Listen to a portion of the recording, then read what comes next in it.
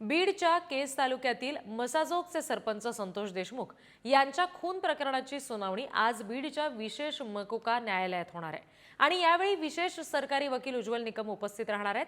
आरोपींना व्हिडिओ कॉन्फरन्सिंगद्वारे हजर केलं जाईल। सकाळी 11 वाजता सुनावणी सुरू होणार आहे आणि गतवेळच्या सुनावणीवेळी आरोपींच्या वकिलांनी या प्रकरणातल्या आरोपींच्या जबाबासह इतर काही पुराव्यांची मागणी केलेली, त्याची पूर्तता करण्यात आल्याची माहिती समोर येते आणि ही माहिती परिपूर्ण पद्धतीनं आरोपींच्या वकिलांना मिळाली असेल तर प्रकरणात पुढची सुनावणी आणखी गती घेऊ शकते। हत्या प्रकरणातील सर्व आरोपींना व्हिडिओ कॉन्फरन्सिंगद्वारे हजर केलं जाणार आहे। बीडच्या विशेष मकोका कोर्टामध्ये ही सगळी सुनावणी पार पडणार आहे। आता आजच्या सुनावणी दरम्यान नेमके कुठले महत्त्वाचे मुद्दे उपस्थित होत आहेत हे पाहणं महत्त्वाचं असेल। साधारणपणे 11 वाजता ही सुनावणी सुरू होईल अशी अपेक्षा आहे।